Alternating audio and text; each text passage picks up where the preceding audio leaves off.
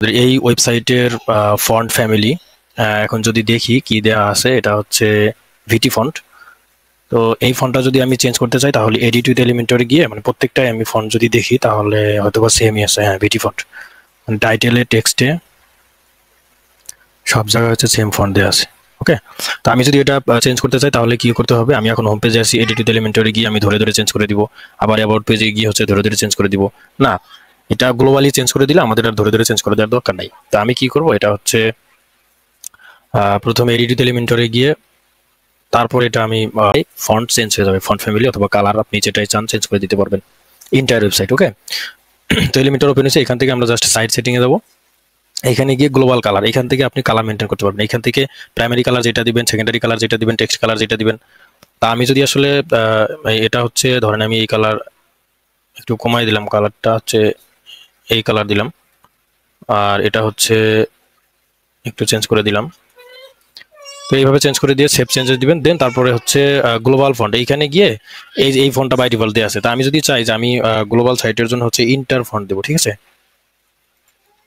একটু কপি করি ইন্টার, এই যে ইন্টার দিয়ে হচ্ছে জাস্ট আবার এখানে ক্লিক করলাম, চলে গেছে। দেন এইখান থেকে আবার ইন্টার লেখার পরে এই যে ফন্টটা চলে আসবে, এটা সিলেক্ট করে তারপরে আবার যে কোনো জায়গায় একটু ক্লিক করি।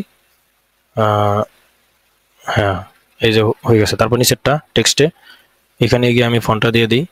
তো এইভাবে আমি দিব, দেওয়ার পরে প্রত্যেকটাই ফন্ট দেওয়ার পরে এমনকি হচ্ছে এখান থেকে হচ্ছে ফন্ট ওয়েট এবং স্টাইল, লাইন হাইট আপনি যেটা দিবেন ইন্টার ওয়েবসাইটে কিন্তু চেঞ্জ হয়ে যাবে।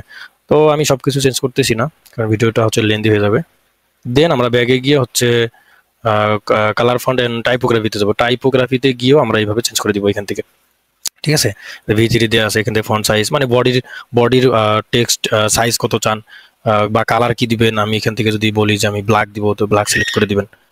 ওকে, তো এখান থেকে হচ্ছে H1 হেডিং আছে, H2 H3 প্রত্যেকটা ওয়েবসাইট তৈরি করার ক্ষেত্রে তো H1 heading, H2 heading, H3 heading use করা লাগে, তাই না? তো H3 হেডিং এর যদি আপনি এখানে কালার চেঞ্জ করে দেন, তো উইজেট নেওয়ার পরে আপনি H3 সিলেক্ট করে দিলে কালারটা অটোমেটিক্যালি সিলেক্ট হয়ে যাবে।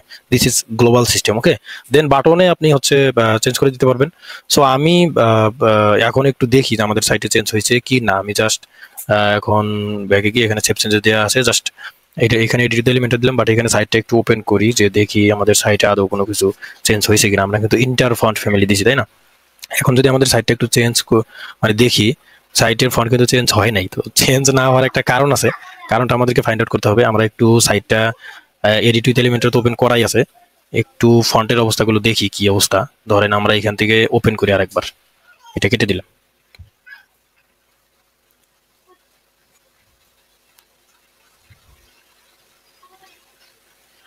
ওপেন করার পরে আমরা যদি ফন্টগুলো দেখি, ধরেন এইখানে হচ্ছে এটা এক্সাম্পল স্বরূপ মহান ইসলাম। তো যাই হোক, এটা হচ্ছে আমি যদি দেখি স্টাইলে গিয়ে এই যে মানে এই ওয়েবসাইটটার পেজ যখন তৈরি করা হয়েছে, ডিজাইন করা হয়েছে, তখন বেসিক্যালি এটা সিলেক্ট করে দেওয়া হয়েছে। তো এইভাবে যদি ওয়েবসাইট তৈরি করার সময় যদি আপনি সিলেক্ট করে দেন তাহলে তো গ্লোবালি চেঞ্জ হবে না। তো এখানে বাই ডিফল্ট রাখা লাগবে, just back to default.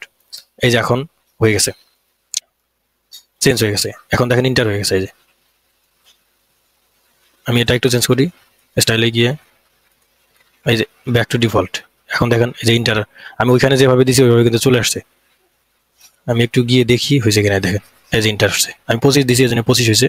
Line height তো গ্লোবালি দেওয়া ছিল না, লাইন হাইট যদি গ্লোবালি দিতাম তাহলে লাইন হাইট যত দিব তত এখানে পাইতো। তো এটাই হলো গ্লোবাল সিস্টেম। তো thanks for watching this video.